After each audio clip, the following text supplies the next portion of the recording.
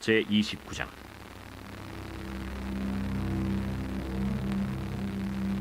블레셋 사람들은 그들의 모든 군대를 아벡에 모았고 이스라엘 사람들은 이스라엘에 있는 셈 곁에 진쳤더라. 블레셋 사람들의 수령들은 수백 명씩 수천 명씩 인솔하여 나아가고 다윗과 그의 사람들은 아기스와 함께 그 뒤에서 나아가더니 블레셋 사람들의 방백들이 이르되 이 히브리 사람들이 무엇을 하려느냐? 아기스가 블레셋 사람들의 방백들에게 이르되 이는 이스라엘 왕 사울의 신하 다윗이 아니냐? 그가 나와 함께 있은지 여러 날 여러 해로되 그가 망명하여 온 날부터 오늘까지 내가 그의 허물을 보지 못하였노라. 블레셋 사람의 방백들이 그에게 노한지라. 블레셋 방백들이 그에게 이르되 이 사람을 돌려보내어 왕이 그에게 정하신 그 처소로 가게 하소서. 그는 우리와 함께 싸움에 내려가지 못하리니 그가 전장에서 우리의 대적이 될까 하나이다. 그가 무엇으로 그 주와 다시 화합하리이까? 이 사람들의 머리로 하지 아니하겠나이까? 그들이 춤추며 노래하여 이르되 사울이 죽인 자는 천천히요 다윗은 만만이로다 하던 그 다윗이 아니니까. 아기스가 다윗을 불러 그에게 이르되 여호와께서 살아계심을 두고 맹세하노니 내가 정직하여 내게 온 날부터 오늘까지 내게 악이 있음을 보지 못하였으니 나와 함께 진중에 출입하는 것이 내 생각에는 좋으나 수령들이 너를 좋아하지 아니하니 그러므로 이제 너는 평안히 돌아가서 블레셋 사람들의 수령들에게 거슬러 보이게 하지 말라. 내가 무엇을 하였나이까? 내가 당신 앞에 오늘까지 있는 동안에 당신이 종에게서 무엇을 보셨기에 내가 가서 내 주 왕의 원수와 싸우지 못하게 하시나이까? 네가 내 목전에 하나님의 전령같이 선한 것을 내가 아나. 블레셋 사람들의 방백들은 말하기를 그가 우리와 함께 전장에 올라가지 못하리라 하니 그런즉 너는 너와 함께 온 네 주의 신하들과 더불어 새벽에 일어나라. 너희는 새벽에 일어나서 발거든 곧 떠나라. 이에 다윗이 자기 사람들과 더불어 아침에 일찍이 일어나서 떠나 블레셋 사람들의 땅으로 돌아가고 블레셋 사람들은 이스라엘로 올라가니라. 아멘. 사도신경으로 신앙 고백하겠습니다. 나는 전능하신 아버지 하나님 천지의 창조주를 믿습니다. 나는 그의 유일하신 아들 우리 주 예수 그리스도를 믿습니다. 그는 성령으로 잉태되어 동정녀 마리아에게서 나시고 본디오 빌라도에게 고난을 받아 십자가에 못 박혀 죽으시고 장사된 지 사흘 만에 죽은 자 가운데서 다시 살아나셨으며 하늘에 오르시어 전능하신 아버지 하나님 우편에 앉아 계시다가 거기로부터 살아있는 자와 죽은 자를 심판하러 오십니다. 나는 성령을 믿으며 거룩한 공교회와 성도의 교제와 죄를 용서받는 것과 몸의 부활과 영생을 믿습니다. 아멘. 다 함께 찬송가 208장 찬양하겠습니다. 찬송가 208장입니다.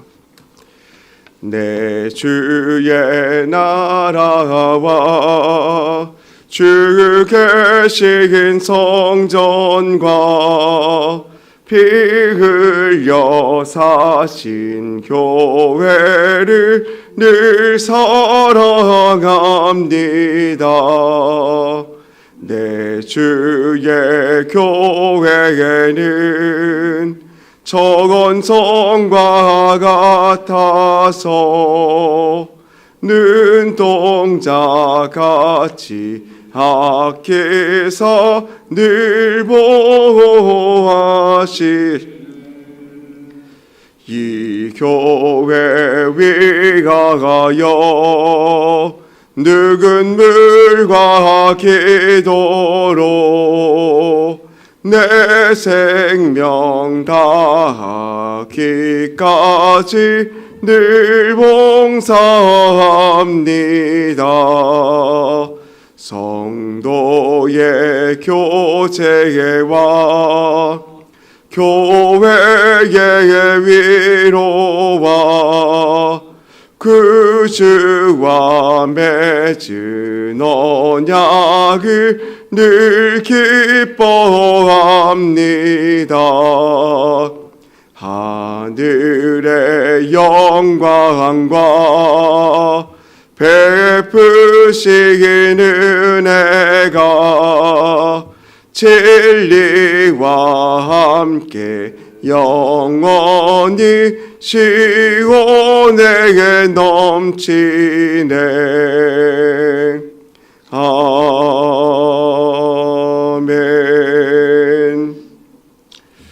오늘 우리에게 주시는 하나님의 말씀은 로마서 14장 1절 말씀입니다. 신약성경 258면에 있는 로마서 14장 1절 말씀입니다. 우리 하나님 말씀을 같이 읽겠습니다. 믿음이 연약한 자를 너희가 받되 그의 의견을 비판하지 말라. 아멘. 예물 봉헌하겠습니다. 감사원금 손자 출생과 순산의 은혜를 감사합니다. 신윤진 목사님, 정은식 사모님, 감사원금 양은영 권사님, 황희돈 집사님, 주님 복 주심에 감사드립니다. 1,000번째 예물, 무명으로 1,000번째 예물 두 분 드리셨습니다. 1,000번째 예물 장진혁, 장규식, 김정옥, 장진용, 유예림, 김혜자, 유용선, 유준경, 김준우, 김준성, 오선경, 김유신, 김서율, 박연희, 김봉재 성도님 예물 드렸습니다. 기도하겠습니다. 사랑과 은혜가 풍성하신 하나님 감사합니다. 오늘도 우리에게 새날 새 아침을 허락하셔서 하루의 첫 시간 주님 앞에 나와 믿음으로 예배하며 주 앞에 나아갈 수 있도록 은혜 베풀어 주심에 감사를 드립니다. 이 시간 불러주신 은혜 기억하게 하여 주시고 하나님의 말씀을 청종하며 주님의 은혜 가운데 거하는 우리 모두의 삶이 되게 하여 주시옵소서. 주님께서 주신 생명 하나님을 위하여 기쁨으로 살아갈 수 있도록 은혜 베풀어 주시고 주신 말씀을 통하여 하나님의 뜻이 무엇인지 분별하는 귀한 시간 되게 하여 주옵소서. 이 아침에 마음에 소원함을 담아 또 감사의 기도 제목으로 하나님께 올린 예물의 손길들이 있습니다. 하나님 기뻐 받으시고 하나님의 귀한 일 가운데 주님의 뜻을 나타내 주옵소서. 또한 예배 가운데 나온 모든 성도님들 한 분 한 분의 삶들을 지키시고 만져주셔서 하나님의 은혜가 넘쳐나는 귀한 일생들 되게 하여 주시옵소서. 또 예배로 나아갑니다. 주님 말씀하여 주시고 우리에게 은혜를 더하여 주옵소서. 감사드리며 사랑이 많으신 예수님의 이름으로 기도합니다. 아멘. 할렐루야. 새벽 예배 가운데 오신 여러분들을 주님의 이름으로 축복하고 사랑합니다. 한 임금이 두 명의 신하를 불러서 이렇게 명령을 내립니다. 세상에서 가장 소중한 물건을 찾아오라. 또 세상에서 가장 나쁜 물건이 무엇인지 찾아오라. 이렇게 말을 했다고 합니다. 두 명의 신하가 돌아와서 각각 보고하는데 왕이 물어보죠. 그럼 세상에서 가장 소중한 것이 무엇이냐라고 물어봤더니 사람의 입술입니다 라는 보고가 들어왔다고 합니다. 왜 그러냐라고 했더니 입술에서 그 나오는 말이 사람을 살리기도 하고 죽이기도 하기 때문이다. 그리고 그 축복하는 말로 사람을 살릴 수 있습니다 라고 이야기했다고 합니다. 그리고 다른 신하는 그러면 세상에서 가장 나쁜 물건이 무엇인가를 보고하는데 무엇이라고 얘기했을까요? 똑같이 입술이라고 했답니다. 사람을 살리기도 하고 죽이기도 하는 말이 바로 우리의 신체에 달린 입술로부터 나온다라는 말이겠죠. 여러분, 입술로부터 말이 나옵니다. 그런데 그 말은 단순히 우리가 뱉고 싶은 대로 뱉는 것이 아니라 우리의 생각으로부터 나오죠. 그리고 그 생각은 우리의 마음으로부터 나오기 때문에 이 입술은 어떤 입술을 가지고 있느냐에 따라서 그 사람의 생각과 마음을 미루어 판단할 수 있는 것입니다. 특별히 믿음 생활을 하고 있는 우리의 삶 가운데 우리는 어떠한 입술을 가지고 있습니까? 사람을 비판하거나 책망하는 데 혈안이 되어 있습니까? 아니면 사람을 세워주고 사람을 축복하고 또 그들의 삶을 인정해주는 입술을 가지고 계십니까? 잠언 10장 잠언 말씀에 보면 이 입술에 대한 여러 가지 말씀이 나오는데 잠언 10장 19절 말씀에는 이런 말씀이 있습니다. 입술을 제어하는 자는 지혜 있는 자니라 라고 말합니다. 즉 내가 하고 싶은 말이 있어도 내가 드는 생각이 있어도 그 사람에게 상처되는 말이라고 한다면 하지 않는 것이 옳다라는 거죠. 때로는 하지 않는 침묵, 말하지 않는 침묵이 오히려 덕이 될 때가 많음을 보게 되어집니다. 많은 말을 할수록 실수를 하게 되어지고 또 그 말을 통하여서 상처를 주는 것이 우리네 여러 상황들이기 때문에 그렇죠. 여러분, 우리의 행동과 말의 뿌리는 바로 우리의 생각과 마음입니다. 특별히 우리가 그리스도인으로서 하나님께서 우리에게 주신 은혜는 무엇입니까? 하나님의 자녀가 되는 권세를 우리에게 주신 것이죠. 그래서 우리의 생각, 마음의 중심은 항상 예수 그리스도가 있어야 합니다. 그래서 내 입에서 나오는 입술은 즉 하나님의 마음이다 라는 생각들을 늘 가져야 할 줄로 믿습니다. 그래서 다른 사람을 세워주고 또 다른 사람을 축복하는 그 말이 내 속에 계신 예수님, 내 속에 계신 하나님으로 말미암아 그들을 축복하는 말이 되어야 합니다. 반대로 내 입술에 나오는 비판의 말, 내 입술에서 나오는 여러 책망의 말들을 혹 잘못한다면 내 안에 계신 하나님을 욕되게 하는 일이 될 수도 있다는 사실들을 우리가 기억했으면 좋겠습니다. 버릇없는 아이들을 보면 누구를 책망합니까? 부모를 책망합니다. 왜 그렇습니까? 아이가 연약하기 때문에 그 아이를 교육하고 또 다스리고 세워가는 일은 부모의 책임이기 때문에 그렇습니다. 특별히 우리가 그리스도인으로서 이 땅 가운데 살아갈 때 하나님께서 나의 삶의 주인 되어 주시기에 하나님의 뜻을 받드는 사람임을 기억하고 거룩한 성전임을 기억하고 하나님의 뜻을 따라 살아가는 저와 여러분이 되었으면 좋겠습니다. 여러분, 우리의 삶은 하나님의 은혜라고밖에 설명할 수 없죠. 우리가 잘 알고 있는 에베소서 2장 8절 말씀, 너희가 그 은혜를 인하여 믿음으로 말미암아 구원을 얻었나니 이것은 너희에게서 난 것이 아니로 하나님의 선물이라 라고 말합니다. 구원의 은혜는 선물이라는 거예요. 우리가 믿음을 가진 것도 하나님의 은혜가 아니고선 설명할 수 없다라고 말하고 있죠. 즉 우리의 삶의 모든 것은 하나님의 은혜로서 이루어진 삶이다라는 것을 우리가 생각할 수 있어야 합니다. 그런데 오늘 말씀에 보면 14장의 1절 말씀, 오늘 본 말씀은 이렇게 이야기합니다. 믿음을 가진 자 중에 두 명의 사람이 있는데 믿음이 연약한 자를 너희가 받되 그의 의견을 비판하지 말라라고 오늘 본문 말씀을 이야기합니다. 믿음이 연약한 자가 있대요. 그러면 어떤 사람이 또 있을까요? 믿음이 강한 자가 있다라는 거예요. 여러분, 믿음은 분명 하나님께서 우리에게 주셨는데 그 믿음이 강하고 연약한 자가 있다는 것이 말이 되는가? 이 말은 하나님의 능력의 경중의 차이를 이야기하는 것이 아니라 믿음을 가진 사람이 하나님의 자녀로서 살아갈 때 하나님을 온전히 신뢰하고 닮아가는 사람이 있는가 하면 그 말씀을 온전히 따라가지 못하고 여전히 세상 가운데 자기의 생각으로 살아가는 연약한 자가 있다라고 해석하는 것이 옳습니다. 그래서 여기 14장 1절에서 말하는 믿음이 연약한 자라는 말은 아직까지 하나님 앞에 온전한 믿음으로 세움받지 못한 자, 그리스도의 완전에 이르지 못한 사람, 연약한 모습을 대변하는 것이라고 할 수 있죠.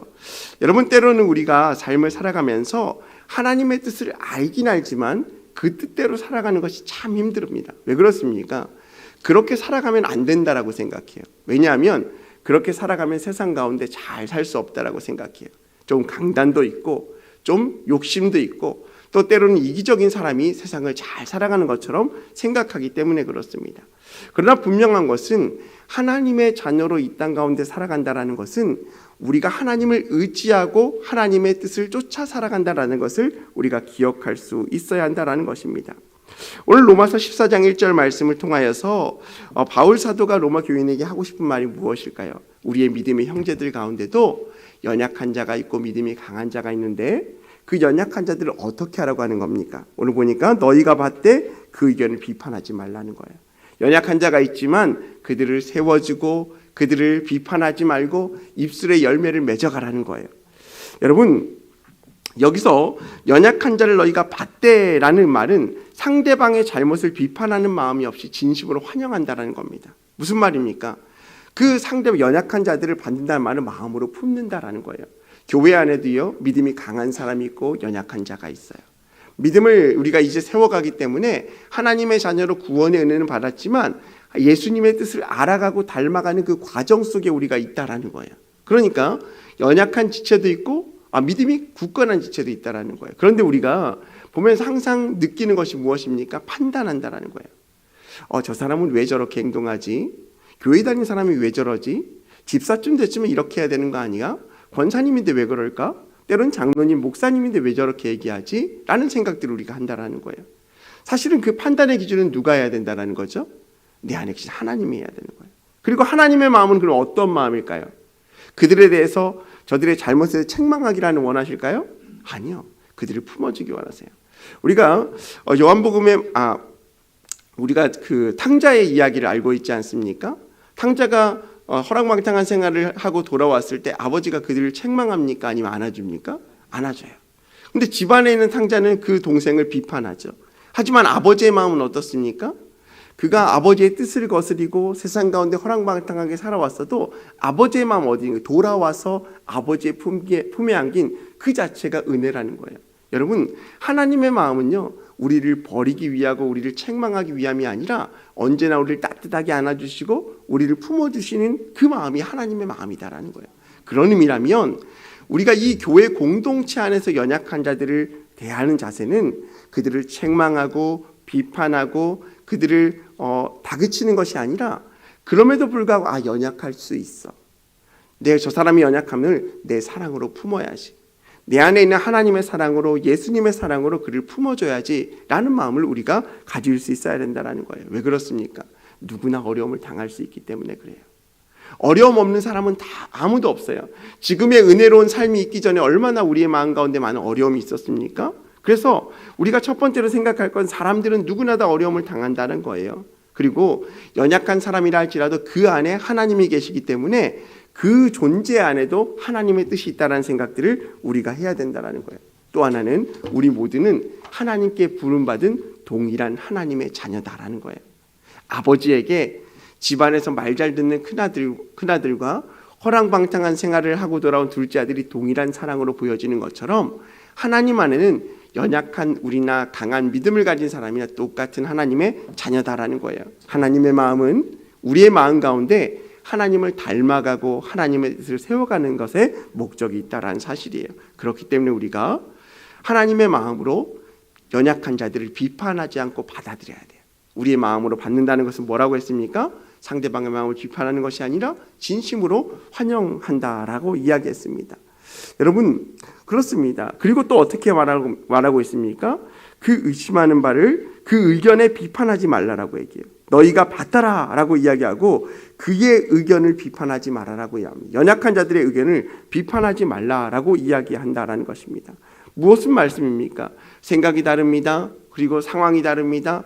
여건이 다릅니다. 하지만 그들의 의견을 내었을 때 그것을 비판하는 것이 아니라 마음으로 품어주라라고 말씀하고 있다라는 것입니다. 여러분, 우리가 사람을 받아들일 때는 그 사람의 생각과 특성과 상황들을 보고 저 사람은 나와 관계할 만한 사람이야.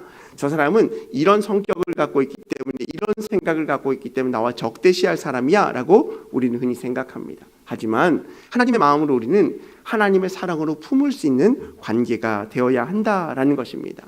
말씀을 정리합니다. 오늘 바울 사도는 믿음의 공동체 안에서 믿음의 연약한 자를 마음으로 받으라라고 말합니다. 그리고 믿음의 연약한 자들의 의견을 비판하지 말고 그들을 마음으로 품으라라고 말하고 있습니다. 사랑하는 성도 여러분, 우리의 삶 가운데 우리는 어떤 마음을 갖고 있습니까? 믿음의 우월감을 갖고 있습니까? 남들과 비교하면 나는 이 정도면 괜찮아 라는 믿음의 생각을 갖고 있습니까? 또한 상황 가운데 예수님을 믿는 사람이지만 저 사람과는 상종 못할 사람이야 라고 형제들을 비판하고 있지는 않습니까? 우리가 하나님의 마음을 품기를 원합니다. 우리 마음에 계신 하나님의 마음은 우리의 마음의 생각과 입술의 열매를 통하여 믿음의 공동체 안에 형제들을 품고 사랑하기를 원하신다는 생각들을 우리가 믿음으로 고백할 수 있었으면 좋겠습니다. 우리 셀 안에, 우리 믿음의 공동체 안에 하나님의 사랑으로 품고 세워가고 믿음의 공동체를 이뤄가기를 주님의 이름으로 소망합니다. 함께 기도하겠습니다. 오늘 공동의 기도 제목 가지고 기도합니다. 함께 읽겠습니다. 마리아 같은 헌신으로 주님 사랑하게 하소서. 한 영혼을 전도하게 하소서. 사순절 동안 더 깊은 영성을 주소서. 우리 공동의 기도 제목과 함께 개인의 기도 제목 가지고 특별히 담임 목사님과 교회를 위해서 사역의 승리를 위해서 우리 함께 주여 삼창하시고 믿음으로 기도하겠습니다. 함께 기도합니다.